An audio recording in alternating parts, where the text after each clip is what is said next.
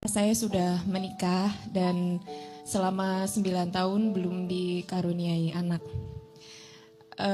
Sudah banyak yang saya dan suami saya lakukan, baik ikhtiar medis maupun non medis, dan banyak juga cacian, hinaan, banyak sekali sudah kami alami berdua.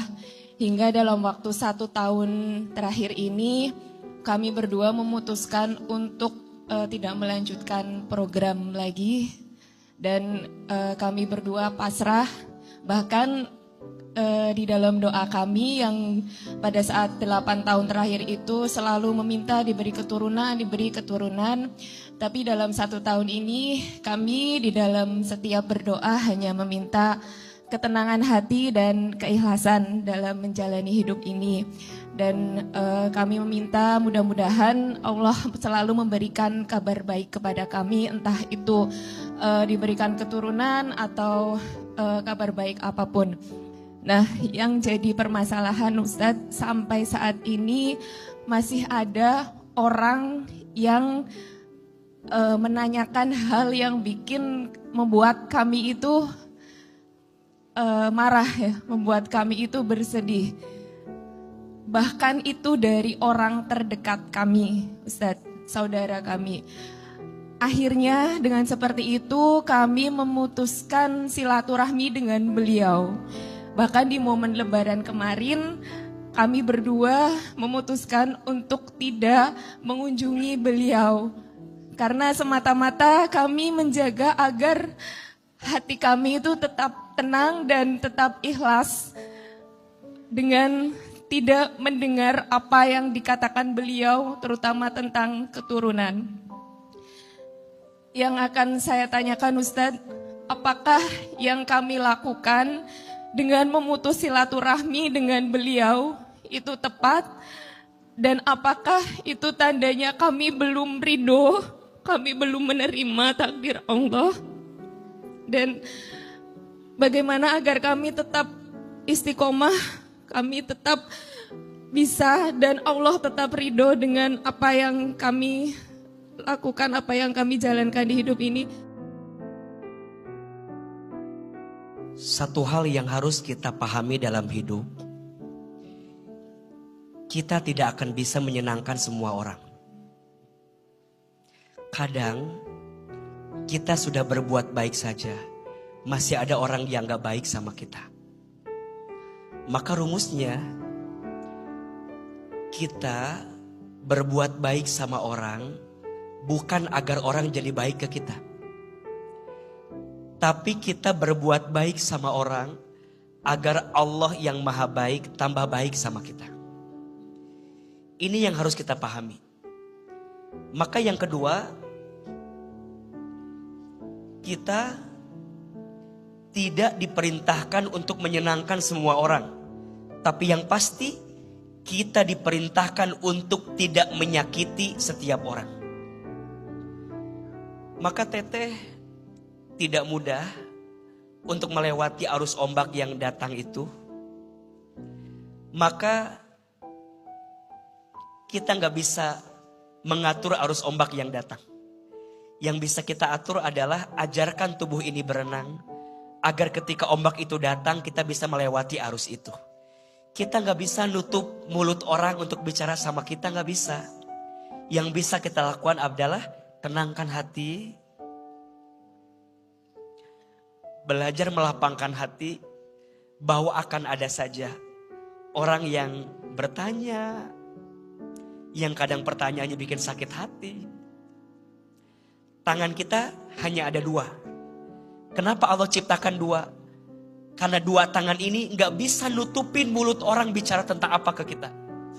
Tapi 2 tangan ini Allah ciptakan agar ketika ada rasa sakit yang kita rasakan, angkat kedua telapak tangan, menengadah sama Allah.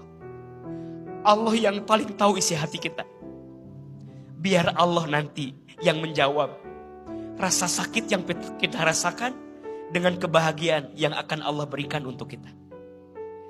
Dan ingat ya, kepada semua yang hadir, Jangan terlalu sibuk bertanya kepada seseorang tentang sesuatu yang hanya Allah paling tahu jawabannya. Pertanyaan terkait kapan menikah, kapan punya anak, mana calonnya, hati-hati. Untukmu itu terkesan basa-basi dan sederhana, tapi bagi sebagian yang lain boleh jadi itu luka hati yang paling dalam, karena mereka sedang diuji dengan ujian itu. Maka di antara adab yang perlu kita belajari, izin ya, kita itu harus belajar. Jangan terlalu mengumbar sesuatu yang kita anggap kebahagiaan, tapi di mata orang lain boleh jadi luka hati yang mereka rasakan. Maka dalam Islam gak boleh mengumbar, mohon maaf, gak boleh mengumbar keromantisan dengan pasangan di depan orang yang belum punya pasangan.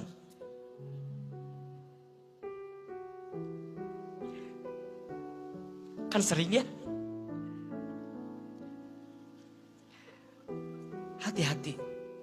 Tidak semua orang melihat kebahagiaan kita dengan kacamata yang sama.